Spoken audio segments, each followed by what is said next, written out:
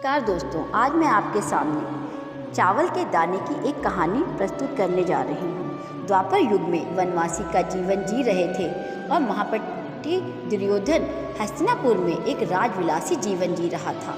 एक दिन महर्षि दुर्वासा अपने शिष्यों के साथ हस्तिनापुर अतिथि बनकर पधारे थे। दुर्योधन ने काफ़ी अच्छी तरीके से उनका आदर सत्कार किया। इसी पवित्र कार्य के बीच दुर्योधन ने अपने मामा शकुनी के साथ मिलकर पांडवों को परास्त करने की एक नई योजना बनाई। जब महर्षि दुर्वासा ने कहा कि हम अब भोजन करेंगे, तब दुर्योधन बोला कि ऋषियों को भोजन करना तो एक महापन का कार्य है, लेकिन महर्षि दुर्वासा मैं आपसे अनुरोध करता हूँ कि इस महापुण्य को प्राप्त करने का अवसर मैं अपने बड़े भ्राता युधिष्ठिर को देना चाहूँगा।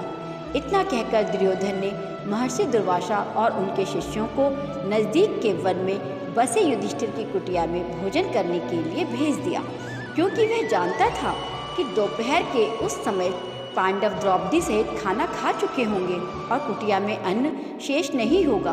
कुछ ही समय में महर्षि दुर्वासा अपने शिष्यों के साथ पांडवों की कुटिया के सामने थे। वहां युधिष्ठिर ने उनका बड़े आदर के साथ स्वागत किया। महर्षि दुर्वासा ने युधिष्ठिर को दुर्योधन के साथ हुआ अपना वार्तालाप बता दिया और कहा कि मैं और मेरे शिष्य स्नान के पश्चात भोजन ग्रहण करेंगे। इतना कहकर वे सभी ऋषि गण स्नान करने के लिए नदी पर गए। धर्मराज युधिष्ठिर ने यह बात सुनकर तुरंत जाकर द्रौपदी को बताई। द्रौपदी ने कहा, इस वक्त तो हमारे पास कुछ भी भोजन शेष नहीं है। द्रौपदी का दिल यह सोचकर घबराने लगा, अगर ऋषियों को भोजन नहीं कराया तो उन्हें महर्षि दुर्वासा के क्रोध और श्राप का पात्र बनना पड़ेगा। उस कठिन घड़ी में द्रौपदी अपने मित्र सखा कृष्ण को याद करने लगी। लीलाधर कृष्ण ने द्रौपदी की कुटिया के अंदर प्रवेश किया। उन्हें देखते ही द्रौपदी उनके पास दौड़ती हुई गई और उन्हें अभिवादन करके अपनी समस्या बताने लगी। कृष्ण ने कहा, द्रौपदी, तुम्हारी समस्या को कुछ समय के लिए भूल जाओ और सबसे पहले मुझे कुछ खाने को दे दो, मुझे बड़ी जोरों की भूख लगी है। तब द्रौपदी ने अक्षय पात्र लाकर कृष्ण के हाथ में दिया, साथ ही अपनी समस्या भी बताई।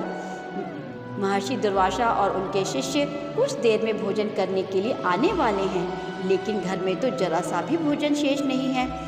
द्रौपदी की बात सुनकर कृष्ण मुस्कुराए और पात्र में देखने लगे।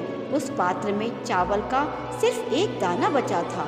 वह देखकर भगवान कृष्ण बोले, यह क्या, इसमें तो बहुत खाना बचा हुआ है।